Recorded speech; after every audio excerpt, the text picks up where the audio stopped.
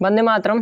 दोस्तों monetary policy में देखिए, अगर आप न पता हो अगर आपको, तो आपको इस चैनल पे आप इंटरनेशनल ट्रेड का जो भी मतलब इंटरनेशनल ट्रेड का, इंटरनेशनल इकोनॉमिक्स का जितनी वीडियो भी आपको मिलेगी, उसके अलावा ग्रोथ की भी मिलेगी। ग्रोथ के अलावा मॉनेटरी पॉलिसी तो चल ही रहा है मॉनेटरी के लिए। उसके अलावा अगर आप देखें तो माइक्रो है, इंडियन इकोनॉमी है, मतलब लगभग सारे यूनिट हैं। हाँ, मुख्य रूप से अभी हम ना मैथमेटिकल है, मैथमेटिकल नहीं अभी हो रहा है क्योंकि कमेंट भी नहीं आ रहा है। कोई पढ़ता, बहुत कम लोग ऐसे हैं जिसकी रिक्वायरमेंट है। काफ़ी जगह, बहुत कम ऐसी जगह पे जहाँ पे उसे पढ़ाया जाता है, जैसे मान लीजिए इकोनोमेट्रिक्स है, मैथमेटिकल है, तो ये सारे बहुत कम जगहों पे पढ़ाए जाते हैं। दैट्स वाई हम इसको अभी नहीं बना रहे हैं। और मांग इसी की है, माइक्रो मैक्रो इत्यादि है, ठीक है। और मैक्रो है तो वो हर जगह पे है। मैक्रो में जैसे मॉनेटरी में भी मैक्रो आएगा, डिमांड फॉर मनी इत्यादि, वैल्यू ऑफ मनी, ये सब मैक्रो का ही थियरी है। ग्रोथ आएगा तो मैक्रो का ही, इसीलिए हमने ऐसे पार्टिकुलरली मैक्रो के नाम से तो नहीं बनाया, लेकिन ग्रोथ भी पढ़ाया है और सारी चीज़ें कवर की हुई है, ठीक है। सारा मैक्रो में आता है। Consumption function, production functions, all this things are available in there. चलिए, ठीक है। आज इसके पहले हमने ट्रांजेक्शन अप्रोच पढ़ाया था, वैल्यू। देखिए इस समय हम वैल्यू ऑफ मनी पढ़ रहे हैं, ठीक है। वैल्यू ऑफ मनी का कैम्ब्रिज अप्रोच, या हम बोल सकते हैं कैश बैलेंस अप्रोच पढ़ने वाले। इसके पहले हम डिमांड फॉर मनी के बारे में पढ़ाए हैं। अगर नहीं पढ़े होंगे आप लोग तो एक बार पीछे जाके जरूर देखिएगा, ठीक है। चलिए हम आगे देखते हैं। मुद्रा के मूल्य संबंधी कैम्ब्रिज दृष्टिकोण। कैम्ब्रिज में हम जानते हैं कि 4 लोग हैं। एक है मार्शल, पीगू, रॉबर्टसन और Keynes. Marshall, Pigou, Robertson and Keynes, ये 4 सीक्वेंस आपको याद रखना है। कुछ भी देखिए यहाँ पे तो अलग लिखा है, पीगू, रॉबर्टसन, मार्शल और किन्स, लेकिन ऐसे है मार्शल, पीगू, रॉबर्टसन और किन्स। चलिए अब इन्होंने देखिए, हमने आपको बताया कि लोग वस्तुएं एवं सेवाओं के मूल्य को कैश रूप में रखना चाहते हैं। देखिए इनका जो थियरी है ना, कैश बैलेंस अप्रोच, इसका नाम ही कैश बैलेंस है। अर्थात लोग क्या करते हैं कि जो वस्तु, जैसे मान लीजिए राष्ट्रीय आय है ना, राष्ट्रीय आय के कुछ हिस्से को, अर्थात जितना लोग कंज्यूम करना चाहते हैं, जितना लोग कंज्यूम करना चाहते हैं उसको क्या करते हैं, उतना वो लोग अपने पास पैसे के रूप में रखना चाहिए। अर्थात फ्यूचर ट्रांजैक्शन के लिए, भविष्य में खरीदने के लिए पैसे के रूप में उसको होल्ड करना चाहते हैं। देखिए एग्जांपल दैट, अभी हमने इसके पहले जो डिमांड फॉर मनी उसमें समझाया, लेकिन फिर समझा देते हैं। जैसे मान लीजिए कि एमडी है, मतलब डिमांड फॉर मनी लोग करते हैं, वो किसके लिए करते हैं, पी, के और वाई। अर्थात ये पी क्या है, प्राइस है, ठीक है। और फिर के वाई क्या है, के अनुपात है किसका, राष्ट्रीय आय का। के वाई में के अनुपात है राष्ट्रीय आय का वह अनुपात या परसेंटेज जिसको लोग पैसे के रूप में रखना चाहते हैं, पैसे के रूप में कमांड करना चाहिए। एग्जाम्पल दैट, अगर मान लीजिए के का जो रेशियो है, के का रेशियो मान लीजिए 10% है, ठीक है। राष्ट्रीय आय कितना है, 100%, और के का रेशियो 10% है। तो मान लीजिए जो रियल इनकम है, रियल नेशनल इनकम, वो वाई है, ये 100 रुपया है, ठीक है। और जो के का अनुपात है वो 10% है इसका। तो आप इसका गुणा कर लीजिए, के इक्वल टू के और वाई का क्या होगा, जब मल्टीप्लाई करेंगे के से वाई का, तो हो जाएगा 10%, हो जाएगा, अरे यार, चलिए तो हो जाएगा 10% और इंटू 100 कर देंगे। समझ में आ रहा है ना। तो आप यहाँ पे 10% में है तो 10/100 लिखेंगे, इंटू 100 से गुणा कर देंगे, 100 से 100 कट जाएगा, बचेगा 10 रुपया। अर्थात 100 में से 10 रुपया आप क्या करना चाहते हैं, आप 100 में से 10 रुपया आप रखना चाहते हैं। और 10 रुपया क्या है, वस्तुओं और सेवाओं का वह भाग, मतलब वस्तुओं और सेवाएं जो राष्ट्रीय इनकम है ना, राष्ट्रीय आय है, उसका वह हिस्सा के बताता है, के परसेंटेज बताता है। और वाई का, अर्थात के वाई क्या है, वह परसेंटेज या उतना रुपया जितना लोग अपने पास रखना चाहते हैं वस्तुओं और सेवाओं को भविष्य में खरीदने के लिए, या वस्तुओं और सेवाओं को खरीदने के लिए लोग क्या करना चाहते हैं, राष्ट्रीय आय के एक अनुपात को पैसे के रूप में रख रहे हैं। बस आप इतना समझिए, वाई है राष्ट्रीय आय, के है अनुपात, और जब दोनों का गुणा करेंगे ना तो इसका मतलब ये हो जाएगा, वाई का वह मतलब कि के वाई का वह भाग है जिसको लोग पैसे के रूप में रखना चाहते हैं। के क्या है, राष्ट्रीय आय वस्तु और सेवा के रूप में, रियल इनकम, ठीक है। तो वस्तु और सेवा का वह भाग, राष्ट्रीय आय वस्तु और सेवा है टोटल, तो राष्ट्रीय वस्तु और सेवा का वह भाग जिसको लोग पैसे के रूप में होल्ड करना चाहते हैं ताकि भविष्य में उसको खरीद सकें। Enough I think. तो जो के, देखिए के तो रेशियो को बताता है, लेकिन जब के वाई करेंगे ना तो दैट इज क्वांटिटी, तो वो मात्रा को बताता है, वह मात्रा, पैसे की वह मात्रा जिसको लोग क्या करना चाहते हैं, पैसे के रूप में। जैसे एग्जांपल, सॉरी यहाँ पे बार के और वाई के क्या बता रहा है, राष्ट्रीय आय है जो रियल टर्म में है, के क्या है रेशियो बता रहा है, के रेशियो बता रहा है, लेकिन रेशियो बता रहा है कि कितने परसेंट अर्थात कितना परसेंट वाई का लोग कमांड करना चाहते हैं, रखना चाहते हैं पैसे के रूप में। जब के वाई हो जाएगा तो क्या हो जाएगा, मात्रा हो जाएगा। इसका मात्रा का मतलब क्या है कि राष्ट्रीय आय का वह मात्रा है, राष्ट्रीय आय का मात्रा है जिस पे लोग कमांड करना चाहते हैं, लेकिन किस रूप में करना चाहते हैं, दैट इज मनी, पैसे के रूप में करना चाहते हैं। और जब इसी का हम पी से गुणा कर देंगे ना, पी से, तो राष्ट्रीय आय का ये तो मात्रा हो गया, राष्ट्रीय आय का मात्रा हो गया जिसको लोग पैसे के रूप में काउंट करना चाहते हैं। लेकिन जैसे ही इसको पैसे के रूप में लाने के लिए जैसे ही के वाई को पी से गुणा कर देंगे ना, तो ए रियल टर्म में, पैसे के टर्म में आ जाएगा कितना पैसा लोग वास्तव में चाहते हैं। ओके, एग्जाम्पल क्या है, मान लीजिए हमने बताया है ना कि जब के वाई का मान कितना निकला था, के वाई का मान 10 निकला था, अर्थात 10 वस्तु या सेवा, और 10 वस्तु और सेवा का मान लीजिए एक वस्तु और सेवा का मूल्य 5 रुपया है, तो 10 बचे 50, मनी के टर्म में कितना हो गया, 50 रुपया। ओके, चलिए, तो ये है M equal to M D equal to P K Y. यहाँ पे क्या है, M D equal to P K Y आप इसे बोलते हैं, ठीक है, M D equal to P K Y, तो आप इसे जरूर देखिएगा। और M D equal to P K Y हम क्यों समझा रहे हैं, हम तो मुद्रा के मूल्य को पढ़ रहे हैं, दैट्स वाई। देखिए इन्होंने क्या किया है ना कि के और वाई अर्थात के की मात्रा और फिर राष्ट्रीय आय। आप जानते हैं ना राष्ट्रीय आय को अगर शॉर्ट टर्म में देखेंगे, शॉर्ट टर्म में तो क्या है, स्थिर है राष्ट्रीय आय, हमने ट्रांजैक्शन अप्रोच में भी देखा था। और उसके अलावा जो के का रेशियो है इन्होंने स्थिर माना है। जब दोनों स्थिर माना है तो अल्टीमेटली बचता क्या है, अल्टीमेटली बच जा रहा है ना कि यम इक्वल टू पी, अर्थात ये हो जा रहा है यम डी मतलब मनी की डिमांड साइड और पी क्या है, सप्लाई साइड। समझ में आ रहा है, पी क्या बच गया, सप्लाई साइड। हमें उम्मीद है कि आप लोगों को सारी चीज़ें समझ में आ रही होंगी, ठीक है। अब चलिए फिर एक बार हम देखते हैं। अब मनी जैसे मान लीजिए तो सप्लाई साइड है और ये है डिमांड साइड, तो अब फिर यहाँ पे वही है, फिर वहाँ पे वही है, price equal to function of क्या है, M, price equal to function of M. ये भी बता रहा है क्योंकि दोनों चीज़ें स्थिर, और फिर यहाँ बता रहा है कि जैसे ही मुद्रा मतलब कि मनी मुद्रा की मात्रा अगर बढ़ाएंगे तो फिर उसी अनुपात में क्या होगा, प्राइस में चेंज होगा। जब पूरा सेम टोटली वही चीज़ है, ठीक है। इसीलिए मुद्रा का परिमाण सिद्धांत में 2 अप्रोच है, फिशर अप्रोच और एक कैम्ब्रिज अप्रोच, दोनों को रखते हैं क्योंकि दोनों एक ही बात बोल रहे हैं। और अल्पकाल में क्या होता है, जो के और वाई का रेशियो स्थिर होता है, इसीलिए एम और पी के बीच रिलेशन देखते हैं। और एम ए पी के बीच कैसा सीधा डायरेक्ट रिलेशन है कि जितनी मात्रा में वो बढ़ेगा उतनी मात्रा में वो भी बढ़ेगा, ठीक है। के का मान स्थिर है, वाई भी स्थिर है, दैट्स वाई दोनों के बीच हम संबंध देखते हैं। अब वहाँ पे पी कैसा था, वहाँ पे पी सप्लाई साइड पे था, इसीलिए सप्लाई साइड पे ज़्यादा जोर दिया गया था। वहाँ पे पी क्या था, सप्लाई साइड पे था। और यहाँ पे पी कहाँ पे है, डिमांड साइड में। तो आप इन सारी चीज़ों को जरूर देखिएगा, ठीक है सर। एक सेकेंड हम दिखा रहे हैं आप, तो दोनों में उल्टा संबंध है, दोनों में उल्टा संबंध। तो इसीलिए क्या था, उन्होंने जो फिशर अप्रोच है उन्होंने डिमांड साइड पे डिमांड साइड पे जोड़ दिया था। और इन्होंने क्या किया, एक सेकेंड, जो फिशर का अप्रोच था कैसा था, देखिए यही ना है फिशर का अप्रोच, पी एम भी इक्वल टू पी टी, और पी टी क्या है, डिमांड साइड है, एम भी इक्वल टू सप्लाई साइड है। तो उन्होंने क्या किया था, सप्लाई साइड पे जोड़ दिया था, सप्लाई साइड को सबसे ज़्यादा महत्व बताया था। और इन्होंने क्या किया है, इनका मतलब है कि M equal to P K Y, और के वाई स्थिर है। और ये पर अब मतलब कि ये किसी को मतलब ये किसी को डिटरमाइन, पी किसी को डिटरमाइन नहीं करता, पी किसी को प्रभावित नहीं करता, लेकिन खुद प्रभावित होता है मनी की मात्रा से। और ये क्या है, यम डिमांड फॉर मनी है। इसीलिए क्या हो रहा है, तो इन्होंने जो कैम्ब्रिज अप्रोच है किस पे ध्यान दिया है, डिमांड साइड पे, तो ये वाला कन्फर्म है। और मुख्य रूप से आप जानते हैं ना कि जो कैश बैलेंस अप्रोच है इसमें 4 अप्रोच हैं। एक हमने मार्शल के अभी जो बता रहा था वो मार्शल का था। अब आएंगे पीगू, उसके बाद रॉबर्टसन, उसके बाद किन्स। तो जो यहाँ पे अगर आप देखेंगे फिगर था, आप समझना जरूरी है, यहाँ पे एम डी लिया गया है और वाई लिया गया है, ठीक है।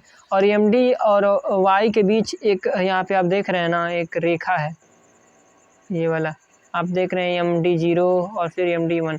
ये हम समझाने का क्या प्रयास कर रहे हैं, ठीक है।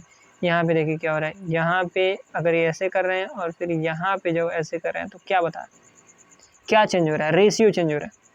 तो के का मान एम डी 0 पे कुछ और है, के का मान, लेकिन एम डी 1 पे के का मान कुछ और है। ये राष्ट्रीय आय का वह हिस्सा, यहाँ पे भी देखिए, यहाँ पे यहाँ पे वाई और एमडी के बीच जो रिलेशन है वो यहाँ के रिलेशन से अलग है। यहाँ पे वाई की मात्रा कम लिया गया है के तुलना में। के की देखिए यहाँ पे के का मान कम है, एमडी 0 पर के का मान कम। के क्या है हमने बता दिया, तो के का मान एमडी 0 पे कम है, लेकिन यहाँ पे अगर हम देखेंगे रेशियो तो एमडी 1 पे क्या है, के का मान ज़्यादा है। दैट्स वाई आप इसे बोल सकते हैं MD 0 that is less than MD 1। समझ रहे हैं। चलिए, value of money equal to 1/p होता है और के वाई अपन एम होता है। के वाई चूँकि स्थिर है इसीलिए हमने यहाँ पे लिखा है, के वाई का कोई परिवर्तन होता ही नहीं तो इसीलिए स्थिर है। और इसका संबंध आप जैसे जानते हैं कि आप जानते हैं ना कि 1/p इक्वल टू हम क्या लिख सकते हैं 1/m, क्योंकि दोनों में डायरेक्ट संबंध होता है। और इसको हम vm लिख सकते हैं, तो यहाँ पे देखिए vm equal to 1/p 1/m है, ऊपर के वाई लिख दिया है क्योंकि स्थिर है, परिवर्तनीय तो हुआ नहीं। चलिए इतना तो कन्फर्म है। पीगू का जो अप्रोच है ना उसमें जो इन्होंने देखिए आर से दिखाया है। इसके पहले जो हमने देखा है ना के वाई था तो ये राष्ट्रीय आय था, वस्तुओं और सेवाओं की मात्रा, लेकिन जो आर है ना यहाँ पे वो राष्ट्रीय आय है, तो ये कन्फर्म होना चाहिए। बस यहाँ पे सारी चीज़ें वही है, बस वही सारी चीज़ें वो हो गई। और एक चीज़ और है, पीगू ने क्या माना है, पीगू ने माना है सर, यहाँ पे आप देखेंगे ना कि कुछ लाइट स्पष्ट नहीं हो रही है क्योंकि ये वीडियो रात में बन रही है ना।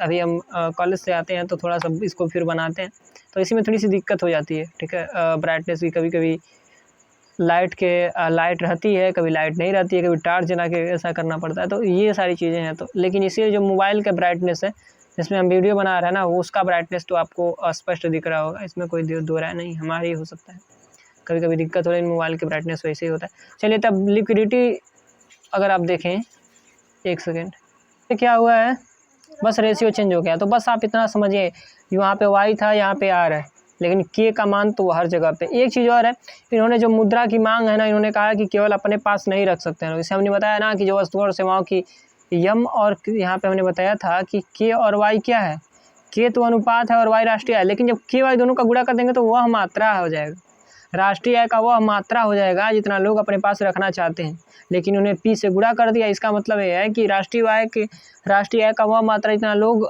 रखना चाहते हैं अपने पास, उसको मुद्रा के रूप में उन्होंने बताया कि अर्थात लोग क्या करना चाहते हैं, उसको मुद्रा के रूप में रखना चाहते हैं। और मुद्रा का मतलब मुद्रा के रूप में हम इसे कैसे काउंटिंग करेंगे, जब के वाई से अर्थात जो वस्तु और सेवा की मात्रा है उसको पी से जब गुणा कर देंगे तो मुद्रा के रूप में आ जाएगा। ठीक है, के वाई किस रूप में आ जाएगा, जैसे प्राइस से गुणा करेंगे तो मुद्रा के रूप में आ जाएगा। बस वही है, दैट इज। हमें उम्मीद है कि आप लोगों को सारी चीज़ें समझ में आ रही हैं, बहुत ईजी कंसेप्ट है। और फिर जो वहाँ पे आई था ना, दैट्स वाई, बस यहाँ पे आ रहा है, लेकिन उन्होंने कहा कि जो लोग पैसा रखते हैं वो केवल मुद्रा के रूप में अपने पास कैश रूप में नहीं रख सकते हैं, डिमांड डिपॉजिट के रूप में भी बैंक में रखते हैं, तो ये भी जानना जरूरी है। ठीक है, डिमांड डिपॉजिट के रूप में भी रख सकते हैं बैंकों में। अब देखिए क्या हो रहा है, यहाँ पे आप देखेंगे कि क्या है, यहाँ पे देखिए एमडी है ना, एमडी, चूँकि हम वैल्यू ऑफ मनी ही पढ़ा रहे हैं, लेकिन हम उसके वैल्यू ऑफ मनी को जानने से पहले मैं डिटेल में डिमांड फॉर मनी जानना होगा, समझ रहे हैं ना। इसीलिए हम सबसे पहले ये जो फार्मूला है एमडी है, एमडी कुछ नहीं है, एमडी क्या है, एमडी है क्वांटिटी ऑफ मनी, अर्थात जितना लोग अपने पास रख रहे हैं, मुद्रा की मात्रा, दैट इज़ मनी। मुद्रा की मात्रा इतना लोग रखना, लोग मांग कर रहे रखने के लिए अपने पास, दैट इज़ मनी। आप इसे एमडी को केवल मनी लिख। चलिए, अब एमडी इक्वल टू आप देख रहे हैं ना, के तो वैसे ही है, यहाँ पे जो के है, यहाँ पे जो के है, यहाँ पे भी के वैसे ही, लेकिन आर में लोचा है थोड़ा। आर क्या है, आर को हम इस भाग में लिखे हैं, आर को हमने इस तरीके से लिखा है सी। अब यहाँ पे सी क्या है, सी करेंसी है जितना लोग अपने पास रख रहे हैं। ठीक है, अब एक चीज़ और है यहाँ पे 1 - सी। अब ये 1 - सी क्या है, वह पैसा जो बैंकों के पास डिमांड डिपॉजिट है, लेकिन साथ साथ आप देखेंगे यहाँ पे यच है। यच क्या है, अर्थात बैंकों के पास जब हम डिमांड डिपॉजिट रखते हैं ना, तो सारा पैसा बैंक अपने पास नहीं रखता, उसको सारा लगभग कुछ पैसा रख के खर्च कर देता है, मतलब साख का निर्माण या लोन दे देता है। दैट्स वाई हमने यच लिखा है, अर्थात यच और 1 - सी का मतलब यह है कि वह पैसा जितना बैंक अपने पास होल्ड करके रखे।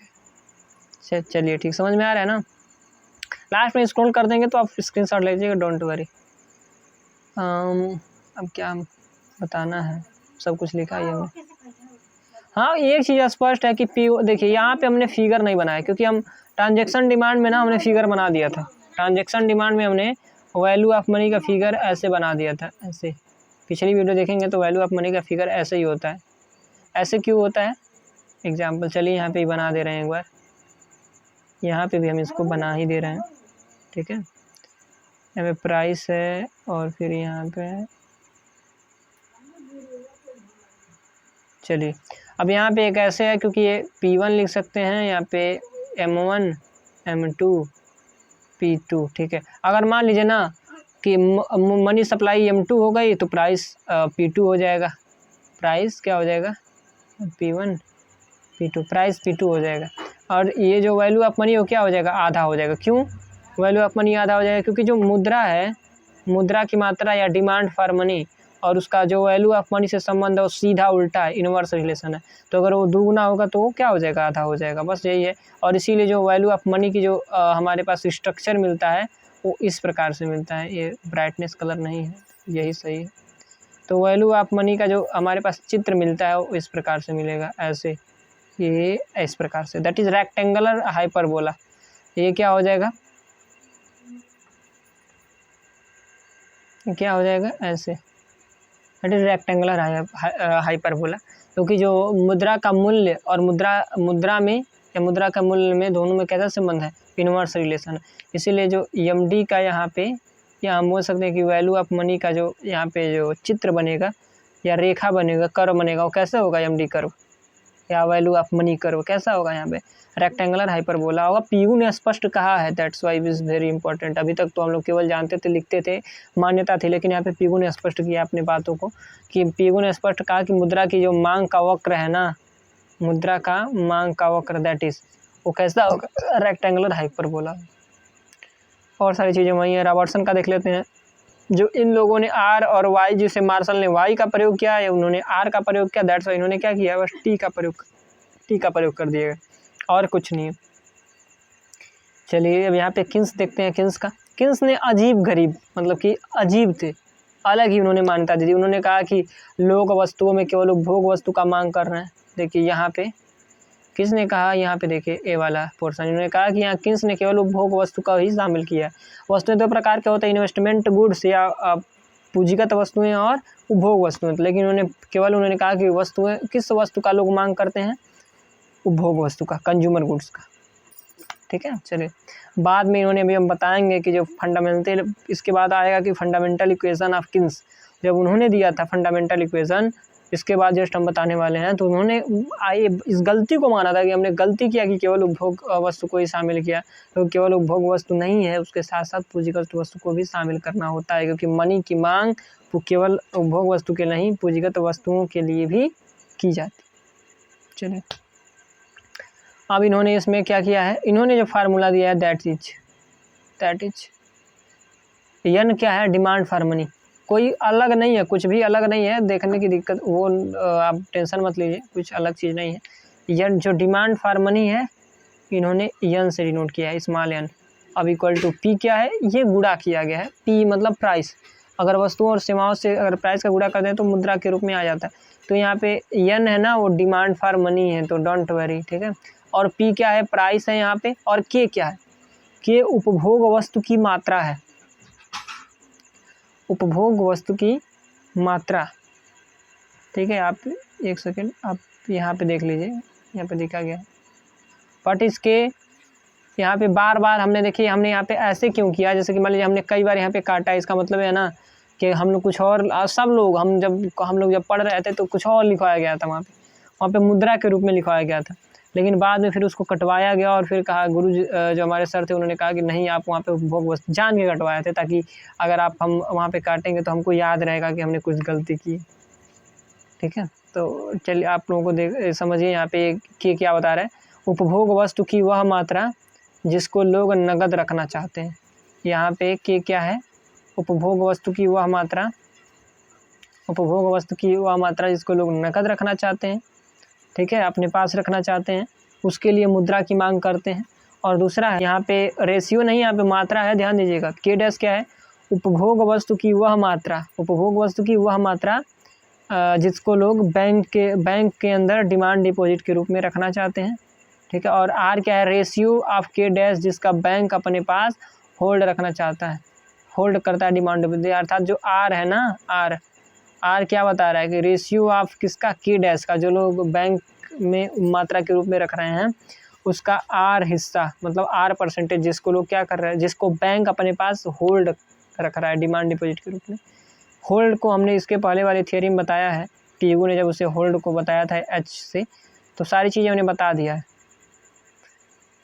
लगभग सब चीज़ें। अब देखिए इसके बाद हम क्या पढ़ने वाले हैं, फंडामेंटल थियरी, फंडामेंटल इक्वेशन पढ़ने वाले हैं। देन हम आईएस थियरी या इनकम थियरी जिसे बोलते हैं उसको पढ़ने वाले हैं। देन हम डॉन पेटिंकिंग का जनरल थियरी पढ़ने वाले हैं। बहुत इंटरेस्टिंग थियरी है, इसको जरूर पढ़िएगा, बहुत इंटरेस्टिंग थियरी। 4 बाजारों की तरह इसमें इक्विलिब्रियम लाया गया है, that is very important theory, इसे ज़रूर रखिएगा, ठीक है। अब ये 4 मॉडल हैं, जैसे कि अभी हमने जो बताया है, ये चारों point of view, Pigou, Robertson, Marshall और किन्स, ये चारों व्यू जो है ना आप देख लीजिएगा। लास्ट में देखिए हम इसको स्क्रॉल कर दे रहे हैं, आप इसका स्क्रीनशॉट ले लीजिए, देन इसको पढ़िएगा, ज़रूर समझ में आएगा जो हमने बताया है। हम अभी जो हमने समझाया ना उसको आप इस PDF में सब लिखा है, आप स्क्रीनशॉट अभी लीजिए इसका, ठीक है। चलिए हम स्क्रॉल कर रहे हैं साइड बाय साइड, और फिर आप इसका स्क्रीनशॉट लेके PDF बना लीजिए, PDF 1 नंबर, और देन आप उसको रख लीजिए। आपको नोट्स बनाने की ज़रूरत ही नहीं है, डोंट मेक नोट्स, क्योंकि ये टाइम का बर्बादी है, आप इसी से पढ़िए।